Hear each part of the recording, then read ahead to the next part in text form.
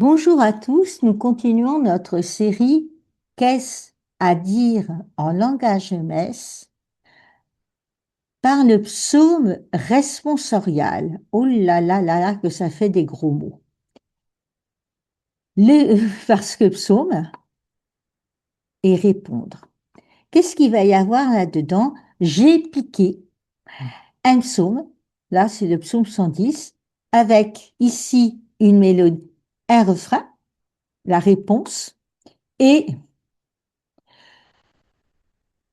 une mélodie qui peut être soit psalmodié, accompagné de musique ou autre av- par la personne en charge du psaume, sachant que le refrain, a priori, est répété ou idéalement chanté par les participants.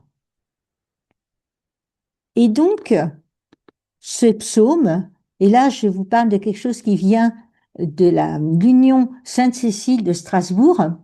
Il nous rappelle que de psaume, c'est l'un des 150, sachant qu'à la messe, il y a eu des découpages, et il y a un psaume qui est un tout petit peu long, qu'on appelle le psaume 118, et donc ce psaume-là, il est divisé, on n'en lit que des petits bouts. C'est très rare qu'on le dise en intégralité dans la messe. Ce sont donc des prières qui font écho de l'ensemble des sentiments de l'âme humaine et croyante. Misère, doute, colère, vengeance, confiance, joie, exultation. Et ces textes reflètent l'existence de tout un chacun. Et pourtant, ils sont paroles divines. Ils sont paroles de Dieu, ils sont paroles adressées à Dieu. Ils portent la trace d'une vie marquée par la présence de Dieu, d'un Dieu qui a assumé, qui a transformé l'humanité. Et il y a aussi des psaumes qui annoncent le Christ. Vous avez vu, on a des merveilleux pères conciliaires qui, au Concile de Vatican II, ont remis à jour le lectionnaire et ont repris quel est le psaume qui sera dit à quelle messe et de quelle façon. Donc le psaume, c'est donc la prière de Dieu. On en reparlera, hein. L'architecture des lectures, c'est pas du langage de la messe, c'est toute la réflexion historique, toute la réflexion pastorale, toute la réflexion croyante qui est derrière. Et les premiers chrétiens, ils ont fait comme Jésus, puisqu'il les a prononcés. Ils ont repris les psaumes comme base de leur prière. Ils suivent c'est la pratique du judaïsme, dont ils sont issus ou proches.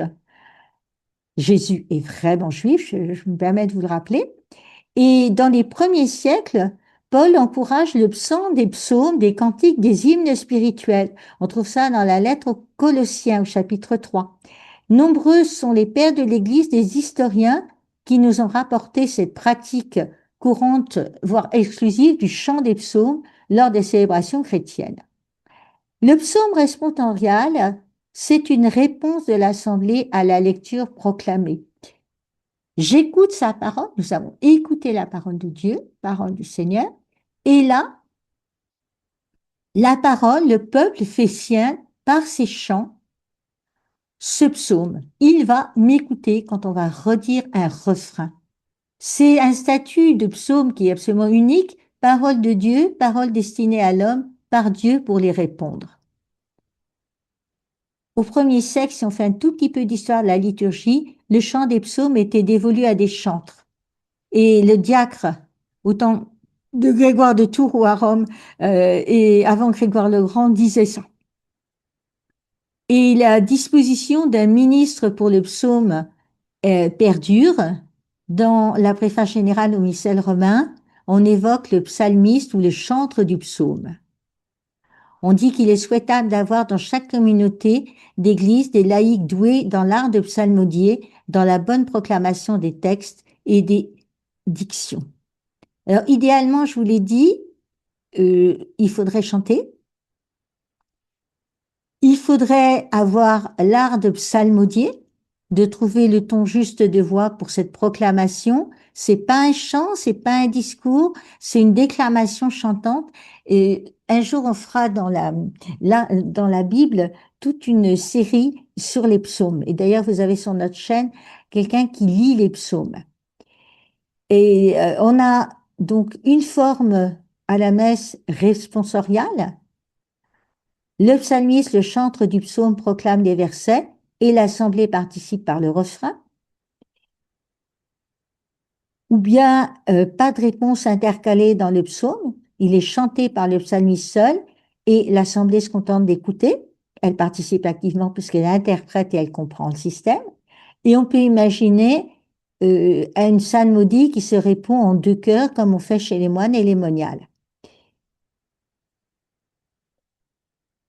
Et une partie de la liturgie de la parole peut avoir aussi des temps de silence pour favoriser la méditation. Quand on passe de la fin de la première lecture à la deuxième, d'une lecture à l'autre, pourquoi ne pas proposer un temps de silence bref dans les lectures? Notre psaume responsorial, il a invité l'assemblée à intérioriser la parole proclamée et à la mettre en écho, en résonance avec sa propre vie. Il l'invite à répondre à l'initiative première de Dieu. Puisque Dieu nous a donné des mots pour le chanter, comment ne pas utiliser ces mots pour continuer à chanter Dieu? Voilà ce que je voulais vous dire sur le psaume, un psaume responsorial. Qu'est-ce à dire en langage n'est-ce que ce psaume responsorial? Il me parle, je lui réponds, et je lui réponds par des formules qui sont rituelles, calées, etc., qui sont surtout publiques. Et publiquement, je reprends le refrain du psaume en un seul chœur, avec ou sans H, avec et sans H, au choix. Merci beaucoup pour votre attention. Merci pour votre fidélité et je vous donne rendez-vous la prochaine fois pour une autre vidéo sur les langages de la messe. À très vite.